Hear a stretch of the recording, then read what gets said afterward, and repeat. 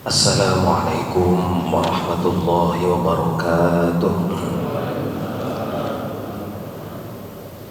Ila hadrati Rasulillah Muhammadin sallallahu alaihi wasallam wa ila jami'i wali walidina wa jami'i asatidina wa masyayikhina wa mu'allif hadzal kitab wa li jami'i hajatil kiram wa li ridhaka ya Allah. Al-Fatihah. A'udzu billahi minasyaitonir rajim. Bismillahirrahmanirrahim. Alhamdulillahi rabbil alamin. Ar-Rahmanir Rahim. Maliki yaumiddin. Iyyaka na'budu wa iyyaka nasta'in. Ihdinas siratal mustaqim. Siratal ladzina an'amta 'alaihim ghairil maghdubi 'alaihim waladdallin. Alhamdulillah. Alhamdulillahilladzi bi ni'matihi tatimmus shalihat. Wassalatu wassalamu ala khairi khalqihi nabiyyina Muhammad wa ala alihi wa sahbihi wa man tabi'ahum bi ihsanin ila yaumil qiyamah. Qalu subhanaka la ilma lana illa ma 'allamtana innaka antal alimul hakim. Qala rabbi shrah li sadri wa yassir li amri wahlul 'uqdatam min lisani yafqahu qawli waj'al li waziran min ahli. Shadaqallahul azim. Bapak Ibu jamaah salat subuh rahimakumullah. Tiada henti-hentinya kita memanjatkan rasa syukur pada Allah, menghaturkan rasa syukur karena tiada henti-hentinya pula Allah melimpahkan rahmatnya kepada kita, termasuk pada pagi hari ini tanggal 13 bulan Dzulqa'dah. Kita masih diberi sehat dan sempat oleh Allah, serta nikmat besar lain, nikmat yang sangat utama dan agung, yakni tetapnya iman dan Islam. Dengan nikmat iman Islam itu kita insya Allah akan ada harapan untuk memasuki surga Allah Subhanahu wa Ta'ala.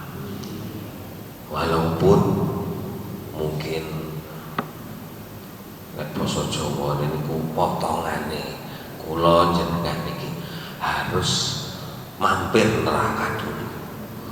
Kenapa? Karena yang tidak mampir neraka itu dalam hadis Nabi disebutkan hanya 70.000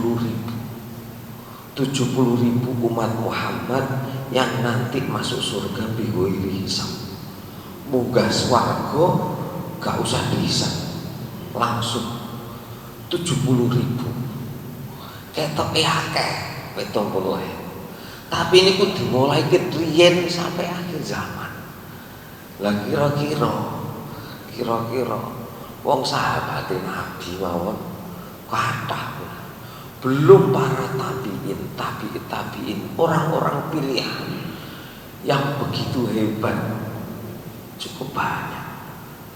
Yang mana mereka disebutkan sebagai banyak ulama-ulama mujtahid, ulama-ulama yang banyak menulis kitab fikih.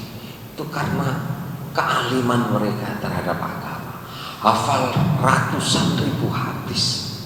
Bukan hanya hafal, tetapi mereka mengamalkan hadis itu.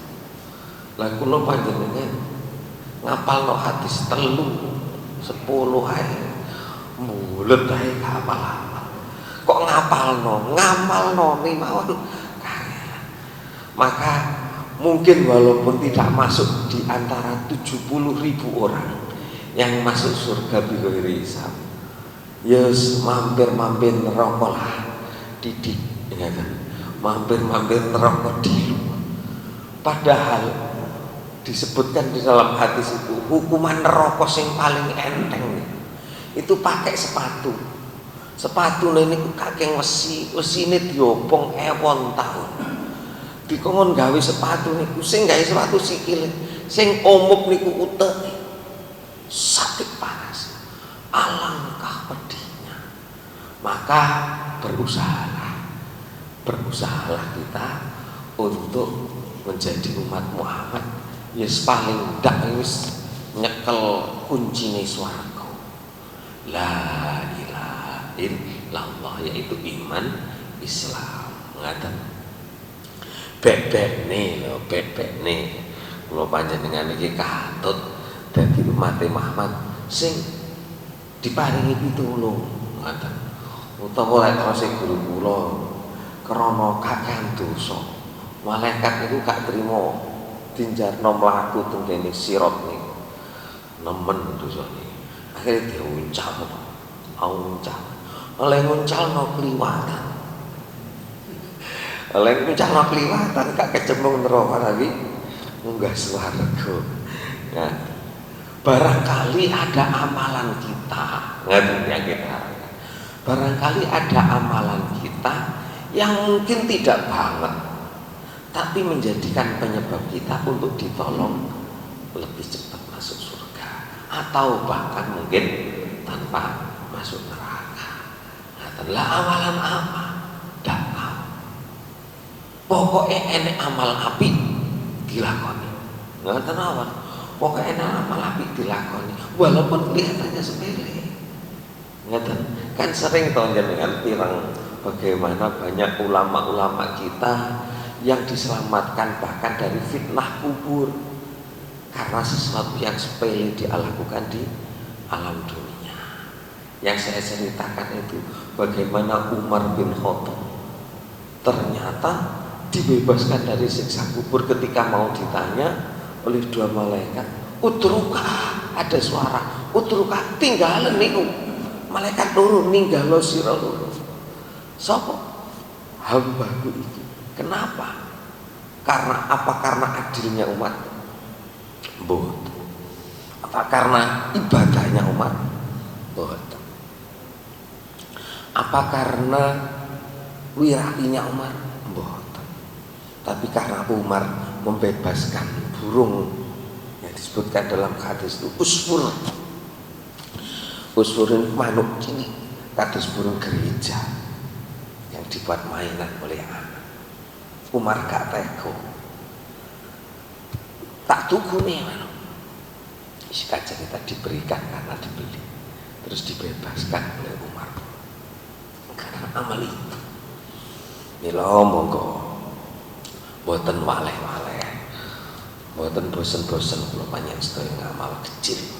Barangkali amal kecil itu yang menyebabkan kita diberi pertolongan oleh Allah untuk masuk surga Allah Subhanahu wa taala. Amin ya rabbal alamin. Bismillahirrahmanirrahim. Maaf ini saya agak flu niki, agak flu. Mboten napa-napa sekadung teken kontrak ngaji. Ngaji muga diparingi sehat. Bismillahirrahmanirrahim. Monggo kita awali kajian kita pagi hari ini dengan manja senandung Al-Quran. Bismillahirrahmanirrahim. Allahumma arhamna bil Quran waj'alhu lana imaman wa nura wa hudaw wa rahmah. Allahumma dzakirna minhu ma nasina wa 'allimna minhu ma jahilna warzuqna tilawatahu ana al-laili wa atrafan nahar waj'alhu lana hujjatan ya rabbal alamin. Alhamdulillah. Mudah-mudahan doa kita agar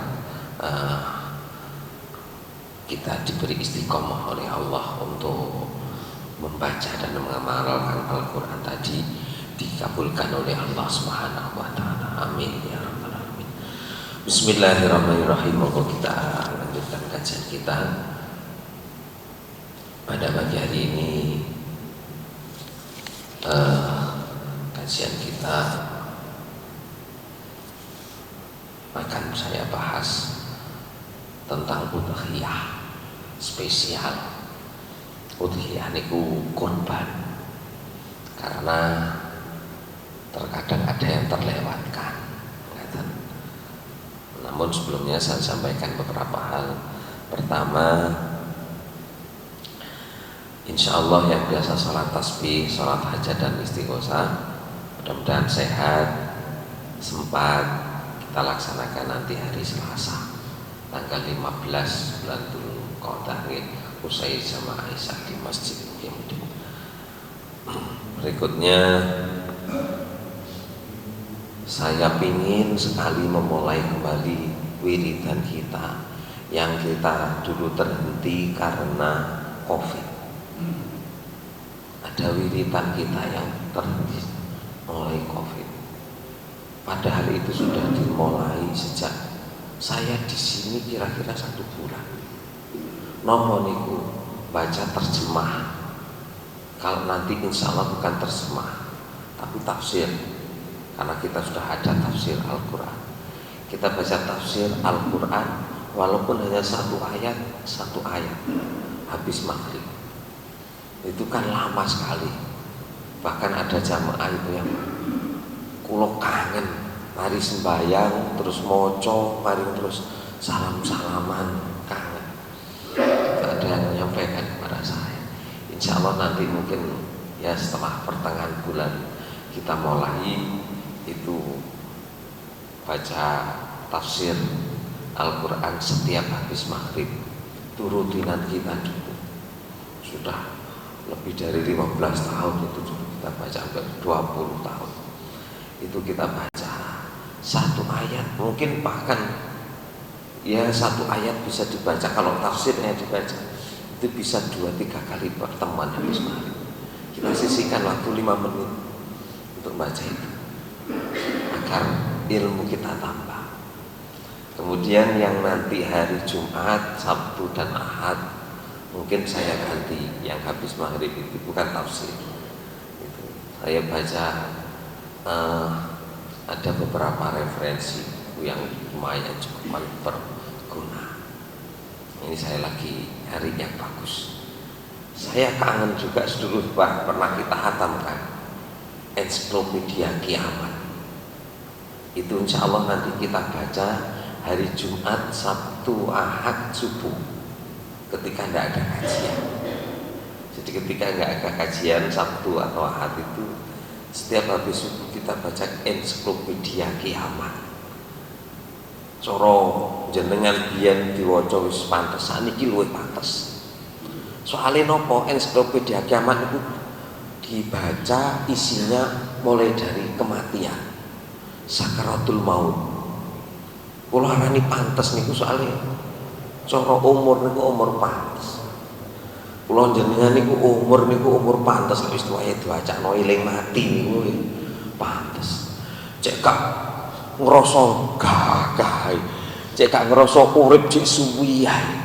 Jadi biar tahu kita ternyata sakaratul maut itu seperti itu. Wong lek kate mati yo piye, itu dibahas. Namanya kitab Ensiklopedia Kiamat. Mulai dari mati sampai masuk surga. Kita baca sedikit-sedikit.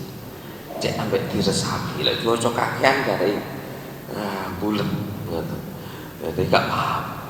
Jadi kita baca Ensiklopedia Kiamat. Insya Allah kita baca hari Jumat, Sabtu sama Ahad subuh. Ya. Kemudian yang Senin sampai Kamis, insya Allah kita baca hadis. Kita baca hadis, nanti kita banyak punya hadis. Ada hadis Sunan Abu Dawud, ada hadis itu ringkasan mutiaranya hadis Bukhari, itu bagus-bagus. Agar kita tambah ilmunya. Itu saya diingatkan itu bukan ingatkan Bapak Ketua Yayasan yang baru. Pagi saya pingin di masjid itu ada taklim. Taklim niku yo nopo? Taklim niku mari sembahyang dibacakno titik ngoten lho. Baca terus ya Allah, terhenti sudah hampir 5 tahun. Itu kita itu baca. Maka insya Allah nanti kita ulang kembali.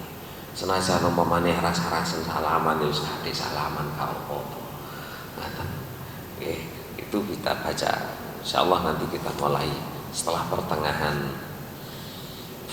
bulan ini. Ketika tidak ada saya, ada Ustaz Fatur, ya dibaca Ustaz Fatur. Nggak ada, yo libur lah, nggak apa-apa. Oke. Berikutnya saya sampaikan yang ketiga, besok hari Kamis malam Jumat, iku wayahe malam Jumat pon. Enten napa jenengan? Nggih. Malam Jumat pon wayahe sholawatan. Ten masjid mangke wonten rutinan sholawatan antun Isya dina Kamis tanggal 15 Mei. Antun Isya kita sholawatan, kita wiridkan sholawat itu. Ngoten. Sak gagahe kita baca sholawat malam Jumat. Paling tidak kita baca sholawat 1 bulan sekali. Insya Allah seperti biasa pun dipeseno konsumsi makan. Bahkan seksi konsumsi ini nawani dari sak kerso atau napa jenengan jauh sate gulai. Ngaten. Alhamdulillah. Jadi nanti nggih insyaallah Kamis monggo yang jenengan sempat kita sempatkan 1 jam setelah Isya bersolawat untuk Rasulullah. Berikutnya ini sebelum kita mulai bab udhiyah spesial walaupun tidak banyak nanti. Ini yang barangkali belum daftar akikoh, monggo yang daftar akikoh yang disembelih H-1 nanti jenengan yang ngersakaken hewan akikoh, menyerahkan hewan akikoh monggo. Itu insya Allah sudah kita terima sekarang 4 ekor.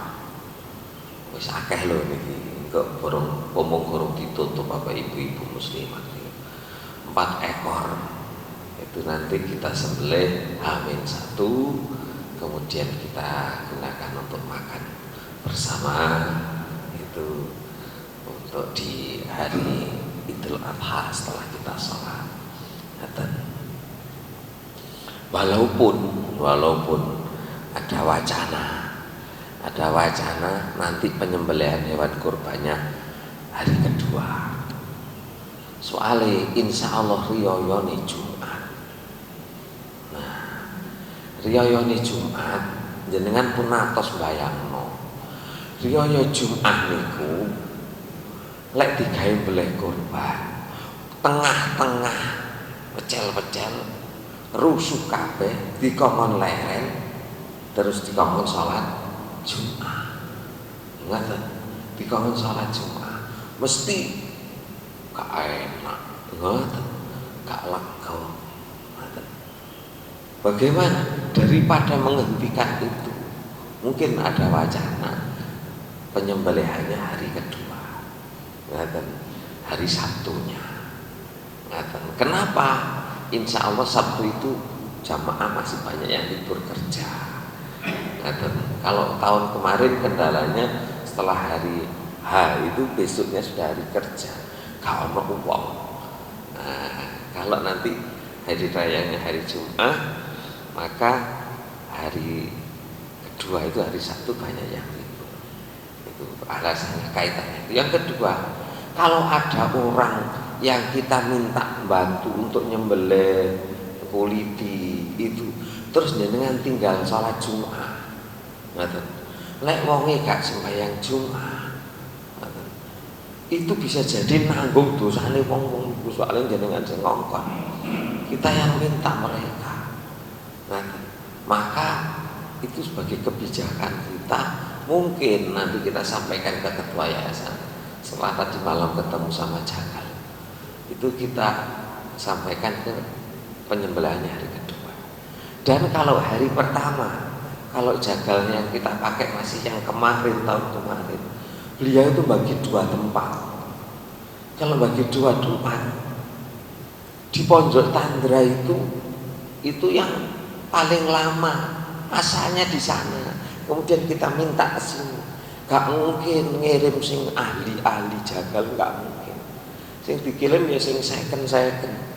Itu artinya sing gak pati ahli tukange kakek. Itu yang menyebabkan lamanya di sini.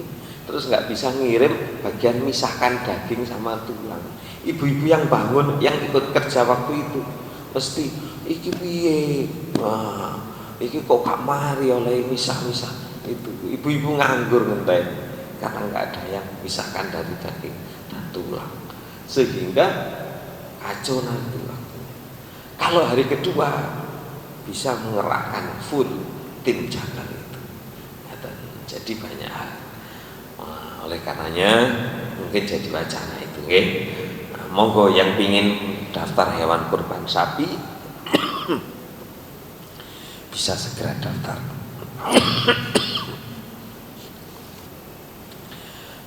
Bismillahirrahmanirrahim. Kita mulai bahasan tentang kurban, ya. Bismillahirrahmanirrahim. Qala al-musannif rahimahullah ta'ala wa nafa'ana bi ulumi fi amin. Faslun ay hadzal faslu wal udhiyatu lan utawi udhiyah hewan kurban iku sunnatun hukumi sunnah muakkadatun sunnah muakkadah. Menyembelih hewan kurban itu hukumnya sunnah muakkadah, sunnah yang ditekankan, sunnah banget. Bahkan ketika jenengan punya uang, mendekati bulan haji, ada pertanyaan, apakah yang didahulukan akikah atau kurban? Maka yang didahulukan kurban, karena kurban itu waktunya tertentu. Waktunya tertentu. 1 tahun hanya di 4 hari itu saja nyembelih. Bahkan kulon jenengan bukan 4 hari, 1 hari di mana masjid menyembelih. Soalnya kulon jenengan gak iso beleh dewi. Itu. Kalau pada waktu yang Jawa 4 hari, mulai dari tanggal 10 pas riyo kurban niku 11, 12, 13. Makanya karena boleh, maka kita sembelih pada hari kedua dengan berbagai pertimbangan. Umpamanya seperti itu. Atau seperti yang disampaikan oleh Jagal tadi malam, ada orang-orang kaya yang tergabung dalam Harley Davidson. Itu selalu minta tolong kepada Jagal yang tadi malam kita undang. Itu nyembelih sapi harinya hari ketiga. Ya tidak jaga wis beres mari nyembelih baru melayani itu. Timnya Harley Davidson. Itu sapi yang disembelih regane sing 50 jutaan. Gede-gedean. Soalnya wonge sugi-sugi. Dan timnya Harley Davidson emoh demek hewan kurban. Emoh demek. Ngwasi tok karena melihat penyembelihan itu hukumnya sunnah. Emoh mek ngwasi tok mek terus jagale ambek jawaketan sing Harley niku mboten purun nyembelih. Lha sing gawe rubuhno niku napa? Truk. Jadi sapine niku talene di antara 2 truk. Truk gede-gede niku dibagi samping gawe ngrubuhno sapine. Itu sesuatu yang istimewa. Dibaleh gak gelem demen. Sing bagian nimbangi daging. Yo ora gelem. Tim jagal niku kon nggawa dhewe.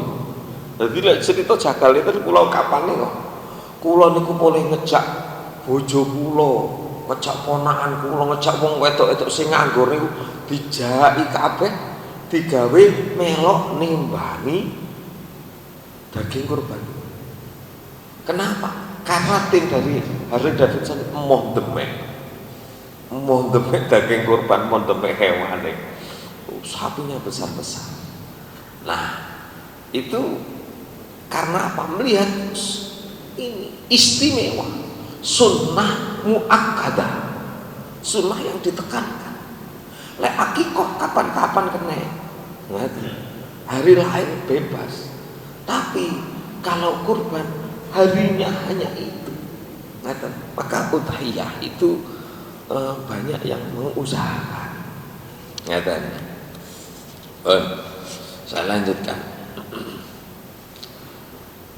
Diarani udhiyah itu artinya kurban itu adalah ma yudbahu minal ibil wal baqar wal mu'iz wal ghanami yaumil id taqarruban ilallahi azza wa jalla.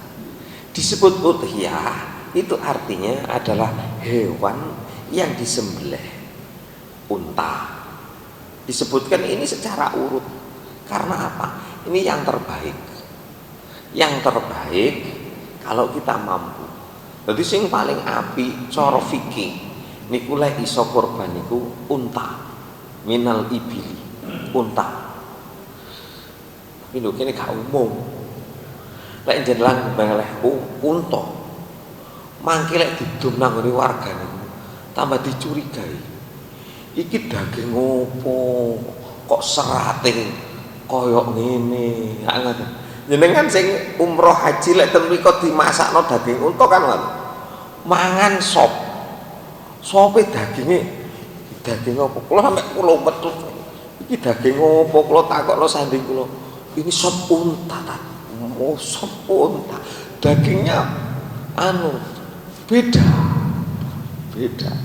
Nah, itu tapi namanya hadis yang terbaik unta. Nah, unta urutannya ini. Kemudian awil bagori atau sapi. Awil muhisi. Muhisi niku kerbau. Boleh. Awil gonam atau kambing. Kambing bagi dua. Jadi dalam fikih itu yang boleh kurban itu 5. Kambing kacangan itu, kambing Jawa lek kula nyengen masane.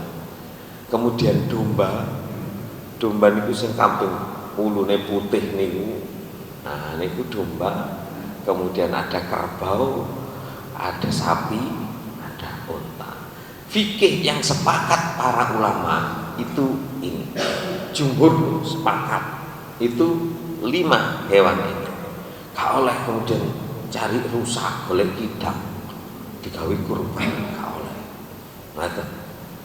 Itu utawa ayam gak oleh secara fikih.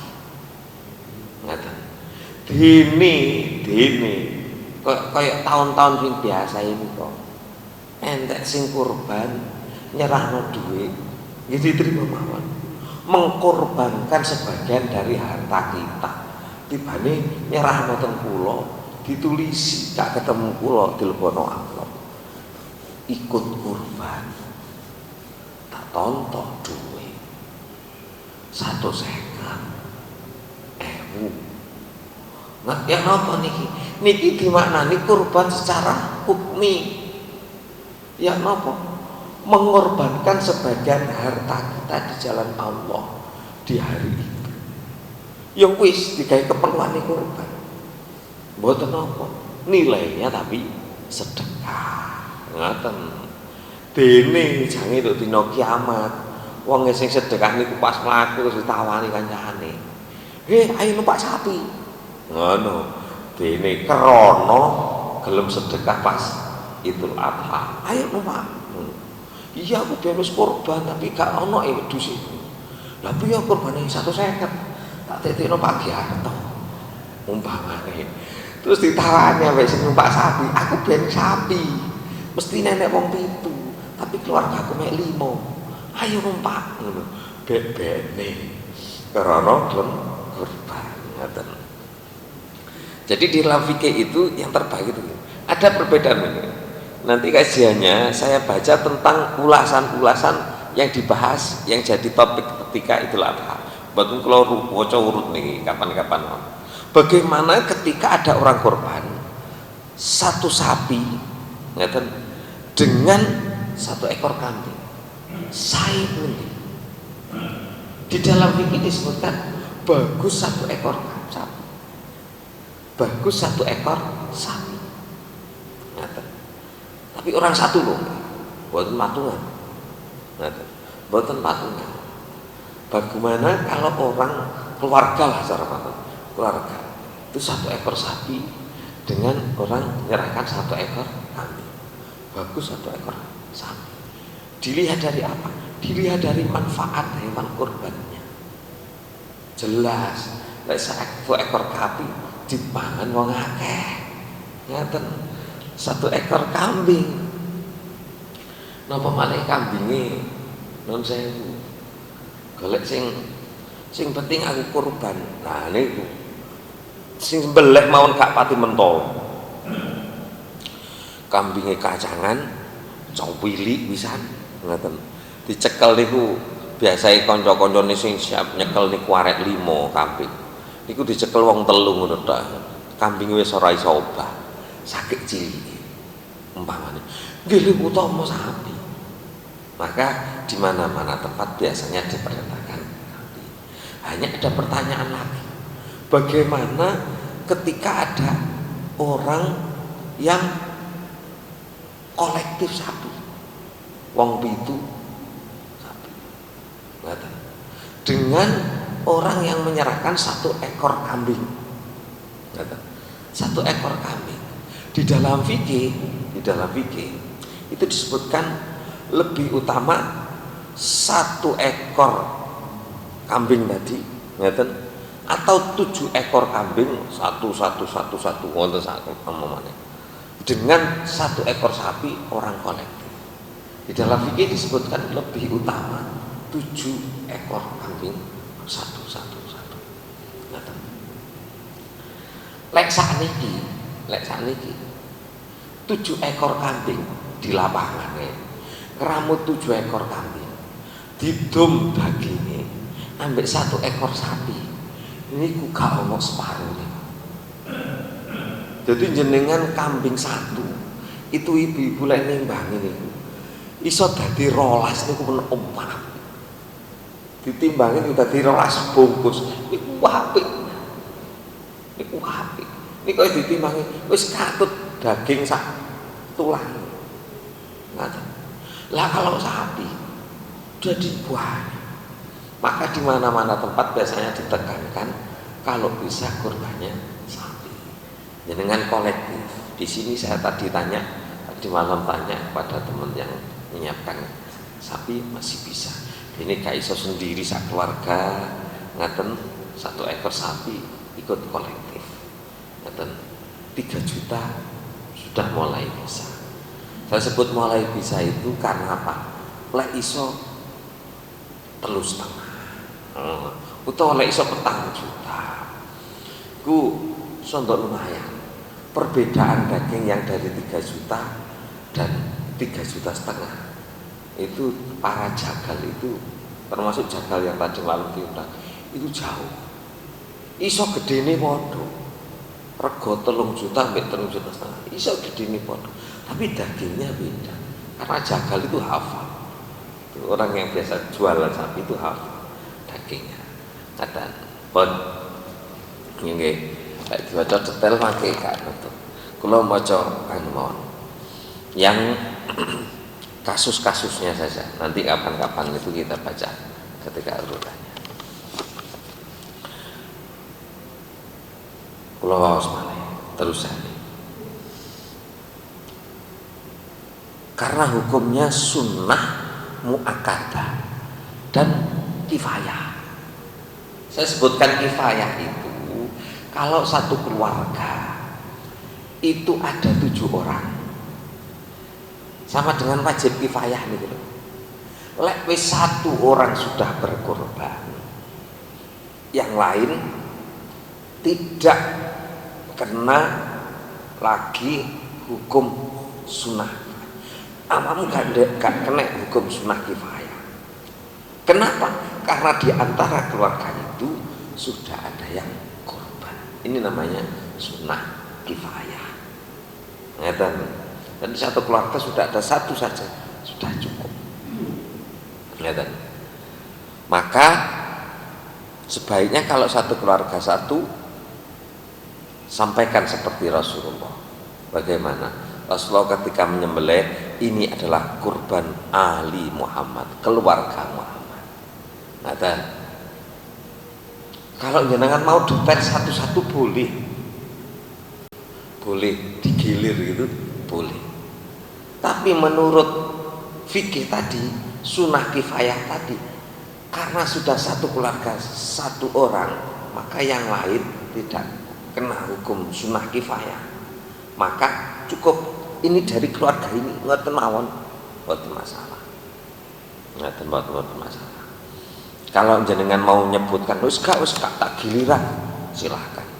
Karena banyak orang-orang itu yang menganggap bahwa kurban itu sekali seumur hidup. Lek ten mriki mboten. Lek ten daerah niku kurban seumur hidup. Lah nenek wong muni, "Kamu gak kurban?" Biyen wis tahu. Sebenarnya jawaban itu tidak boleh. Kenapa? Karena kurban itu disunahkannya setiap tahun. Hadis ini Nabi kan gitu. Barang siapa yang mempunyai keluasan kok tidak mau berkurban, maka sungguh jangan mendekat tempat sholat kami. Ini maka ada ulama yang menyebutkan bahwa hukum kurban itu wajib. Karena apa? Sangat. Itu kemudian Syafi'i menghukumi sunnah muakkadah dan kifayah. Kalau mau digilir silahkan, tapi jangan mengatakan aku tahun ini gak kurban, padahal sudah ada keluarganya yang kurban. Jangan mengatakan itu. Okay. Pun ada lagi. Sunnah menyaksikan ini harus dipahami, harus disikapi. Sunnah menyaksikan penyembelihan kurban itu kisahnya adalah ketika Rasulullah tanya kepada putrinya Fatimah, "Lah awakmu gak ngewan kurban tandu?" "Enggak, Nabi." "Ya ono, wis ono." Itu hukumnya sunnah. Itu di dalam sebagian kondisi itu akan menjadi hilang kesunahannya kalau dalam kondisi yang lebih penting. Contohnya Palestina. Jenengan kirim kurban ten Palestina. Jenengan gak iso ngwasi. Tapi dari segi kepentingan ngaten masalahnya lebih bagus. Maka tidak melihat itu sudah hilang dengan kepentingan yang lebih utama itu. Ngaten. Jadi jenengan umpamane kurban di Palestina, di sana ada yang amanah. Umpamanya ada orang Palestina, dia amanah. Insya Allah siap kurban sana. Jangan gak usah ngirim sapi, transfer. Tahun kemarin aja jamaah kita, tahun kemarin aja ada yang begitu, transfer uang ke Palestina, gitu. Kemudian di sana diserahkan pada orang yang amanah. Wis. Bahkan di dalam fikih tidak perlu kirim video nih, gak perlu. Di foto dagingnya, hewannya, gak perlu. Sudah cukup dengan seperti itu. Maka sebenarnya ketika kita kurbannya itu meluber kakean, lek diserahno nang daerah, itu bisa menjadi masalahnya lebih baik. Gak usah aku gak ngawasi hewan kurbanku dibeli. Kalau di sini berlimpah, umpamanya dilimpahkan ke daerah lain, andaikan seperti itu tidak masalah. Jenengan titipakan mriki sama yayasan sini sama panitia, ada daerah yang kekurangan, diserahkan sana, tidak masalah. Bahkan bisa jadi lebih bagus. Dan tidak usah nun sewu aku gak ngasih, melihatnya itu loh, sunnah melihat itu kecil, nilai melihatnya ketika apa. Kita pernah melakukan itu di zaman kepengurusan sebelumnya. Waktu itu Pak Hari, Jombang itu dianggap daerah binaan, dikirim kambing 5, dikirim di sana, disembelih di sana. Kalau di sana penggunaannya lebih bagus, Masjid kadang-kadang sing dibeleh kambing luru. Masjid sing dibeleh kambing luru. Lah iku gawe panitia tok wis gak uman wargane. Padahal warganya banyak yang membutuhkan.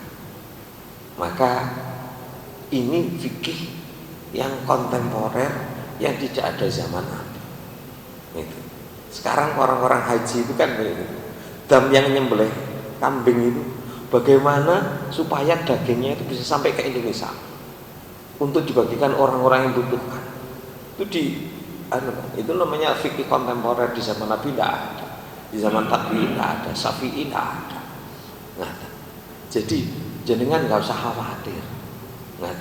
Pokok yang diserahi amanah silakan, nggak usah terlalu di engkau perkara mbek wonge kok gak di jenengan sudah bebas.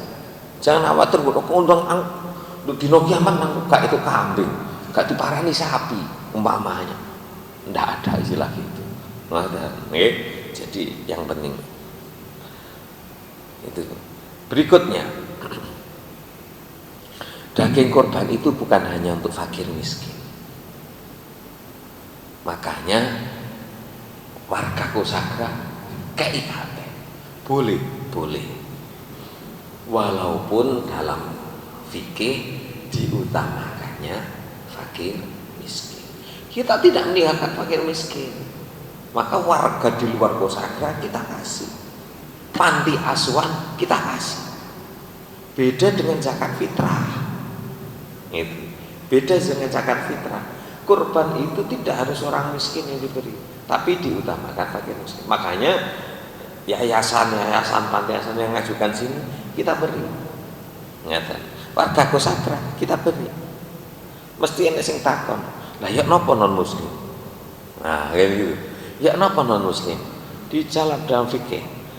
Kurban itu ini Malik, Syafi'i, Hambali, Hanafi tidak boleh. Imam Malik membolehkan. Itu. Membolehkan daging kurban diberikan kepada kafir dhimmi. Kafir dhimmi niku gampange non muslim sing gak merangi awake dhewe. Itu. Ketika mereka memerangi kita, di zaman dulu ada kafir dhimmi, ada kafir harbi, di mana kafir harbi itu orang yang boleh kita perangi karena mereka memerangi kita. Itu tidak boleh diberi daging kurban. Kalau kafir ini boleh, menurut Malik. Maka kita memberi warga kita non muslim boleh. Menurut Imam Malik kita beri. Jangan khawatir. Ya. Apa? Menunjukkan agama Islam itu seperti ini. Kecuali kalau mereka nggak mau, pun matur suwun mboten usah. Nggak usah. Kadang wong muslimnya gak gelem. Orang itu ndak boleh makan daging kurban. Kapan? Ini saya bacakan sekalian. Ketika jenengan nazar kurban. Aku nazar tahun iki kurban sapi. Nah, utawa kamu ini nazar iki hewan kanggo kurban. Makanya iki hewan pokoknya anggono kurban. Itu masuk nazar. Maka kita tidak boleh makan daging kurban yang kita nazarkan. Semua diberikan pada Allah. Kalau seperti di sini dicampur, boleh kalau daging kurban orang lain. Umpamanya, jangan kurban sapi, jangan kurban sapi. Nada, berarti gak oleh. Terus gak oleh mangan. Lek iso misano iku daging kurban sapi sing tak serah nomah. Jenengan ngapek liyane ansar. Kalau tidak bisa campur, maka tidak boleh. Maka biasanya kalau jenengan nazar golek sing gak dagingnya tidak dinadarkan. Lek nazar emang sapi, boleh daging kambing. Nah, aman. Aku nyuk daging kambing. Oh, kenapa? Karena saya tadi kurban nadar. Utawa nadar kambing. Jenengan daging sapi. Ya, itu caranya. Saya bacakan nih. Bagaimana kalau betina? Kurban betina. Ini kemarin ada yang nanya saya lewat WA. Pak, lo kepingin kurban pakai akikoh, bagaimana kalau betina? Tidak masalah, boleh. Pokoknya persyaratan hewan yang diserahkan itu memenuhi persyaratan hewan kurban, boleh. Hewan kurban itu persyaratannya kan tidak boleh cacat. Cacat itu umpamanya pincang, sing jelas.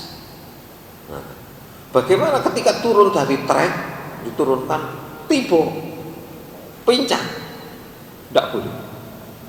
Mulai pas ngedukno, itu didemek sapi hati-hati. Lek mudun hati-hati, tapi cek gak tiba. Jangan. Kambing juga sama. Kalau cacat dan cacatnya jelas, tidak boleh.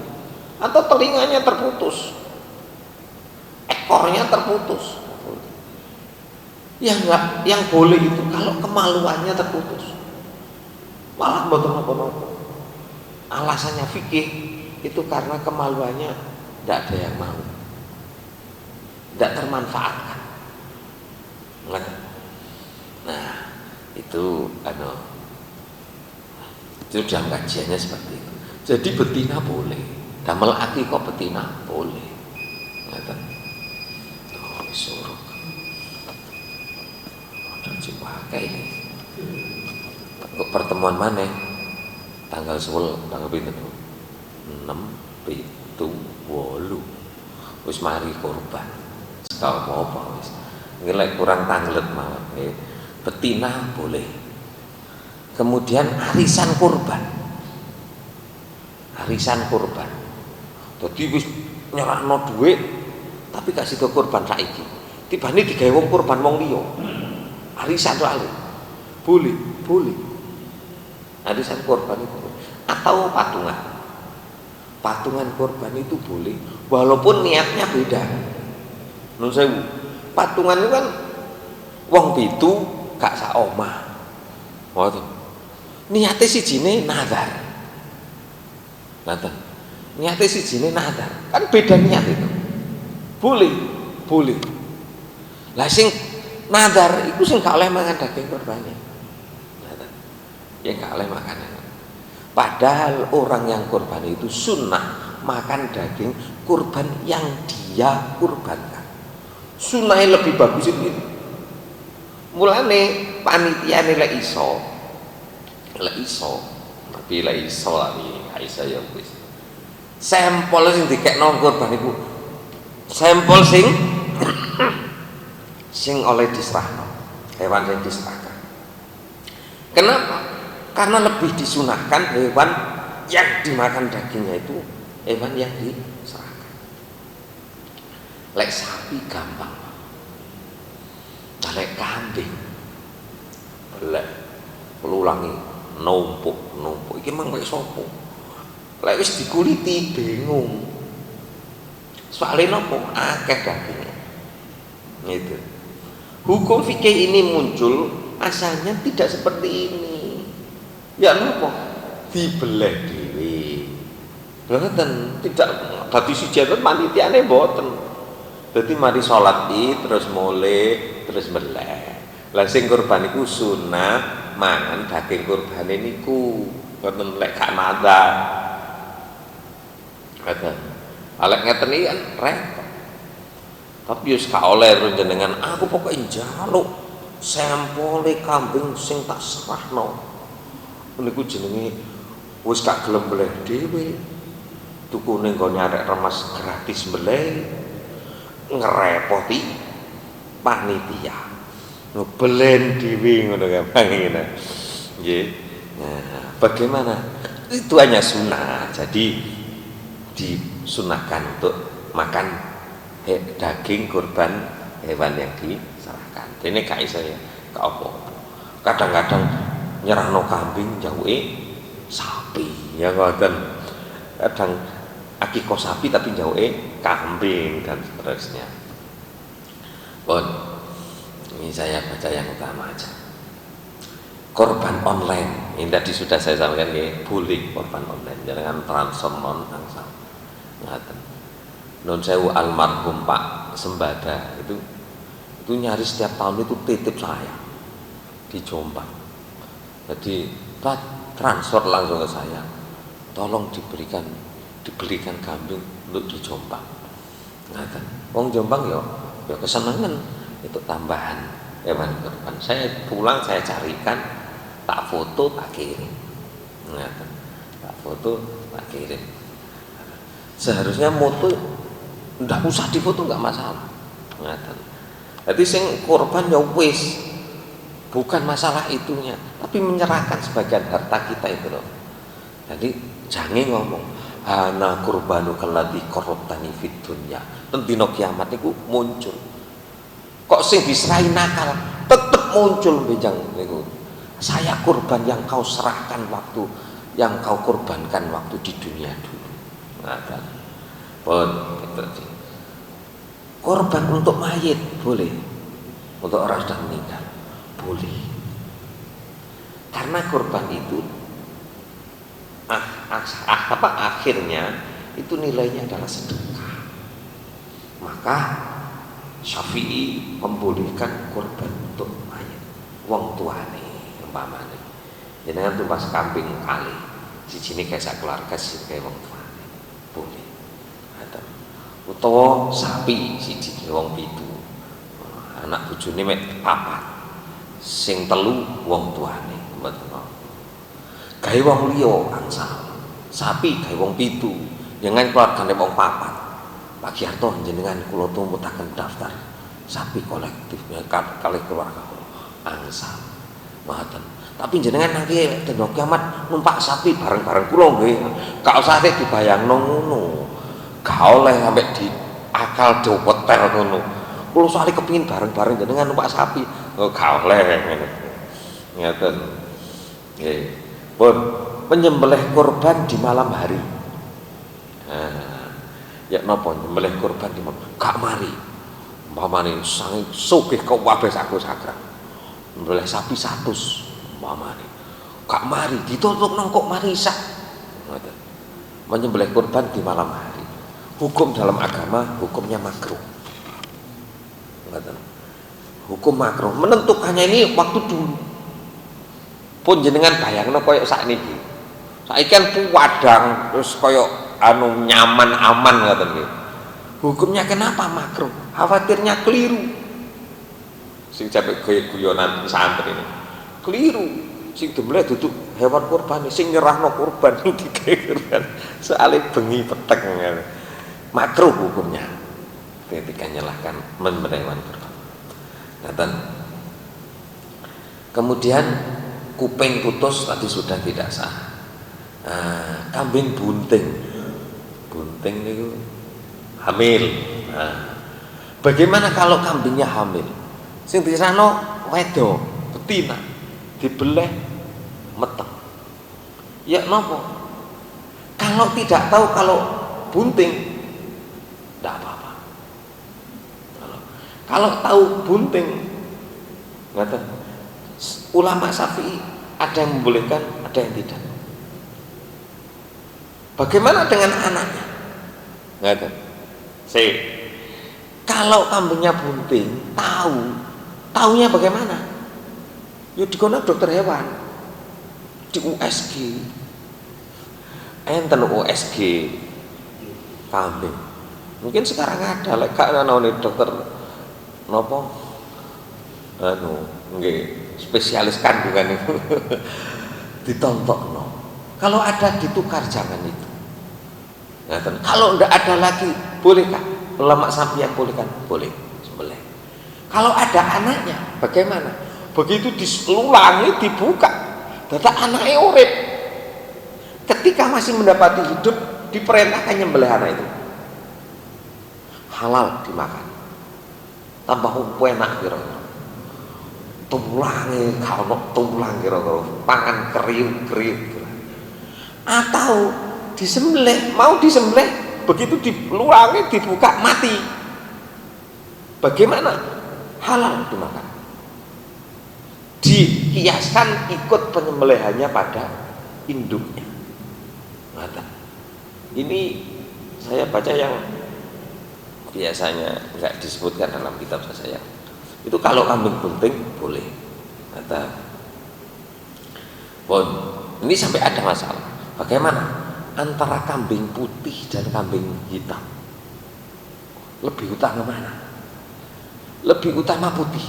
Rasulullah itu menyebutkan dalam disebutkan dalam hadis, di sembelih Rasulullah itu kambingnya itu ada putih dan hitamnya, tapi didominasi putih.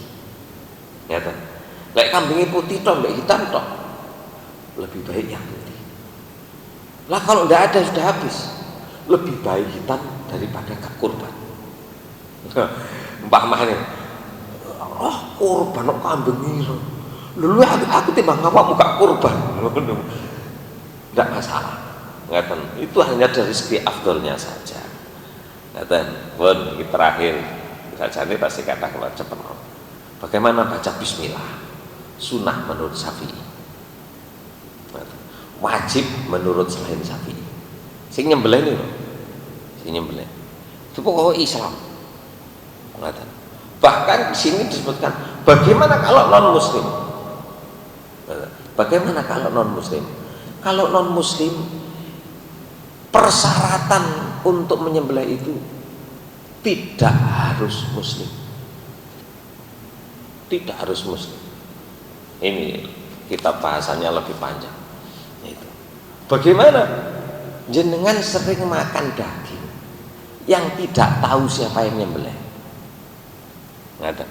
Tidak tahu siapa yang nyembelih.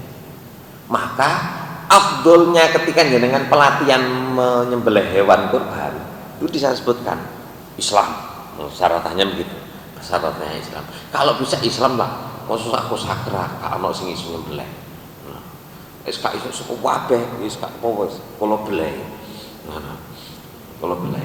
Kalau ndak ada boleh Nasrani atau Yahudi.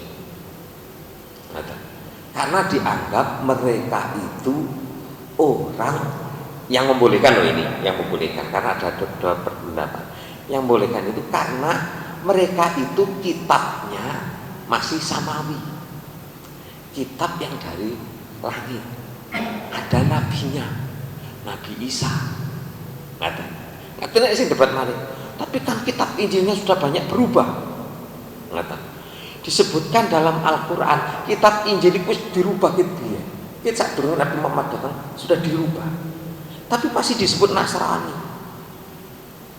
Itu yang membolehkan orang Nasrani.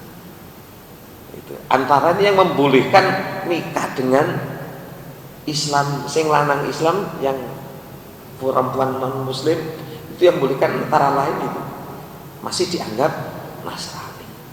Karena mereka punya kitab, punya Nabi, masih disebut sebagai agama samawi. Cekak terlalu melebar dan riki mawon urusan kambing mawon, jadi menyembelihnya. Baca takbir bagaimana? Sunnah. Baca takbir sunnah. Jadi pokoknya dengan tawakal iso. Waduh. Pokoknya sing putus loro. Napa? Niki darah, kenapa niki ambekan, kalian niki putus loro niku sudah sah. Ngaten. Ingat ketika nyembelih ayam biasanya gitu ya, bagaimana? Ini lidah biasanya disuruh mengeluarkan. Karena lidah itu bisa ketarik. Lah lidah ketarik gak katut keputusan nih pernafasannya. Maka biasanya ada pelatihan. Nah, persyaratannya itu dua, urat itu terputus. Nah, bagaimana dengan baca sholawat sunnah? Baca Allahumma sholli ala Muhammad sunnah. Doa itu juga sunnah. Yang menyebutkan Allahumma hadhihi minka wa ilaika fataqabbal umpamanya. Kan ada biasanya yang tahun dulu itu dari itu.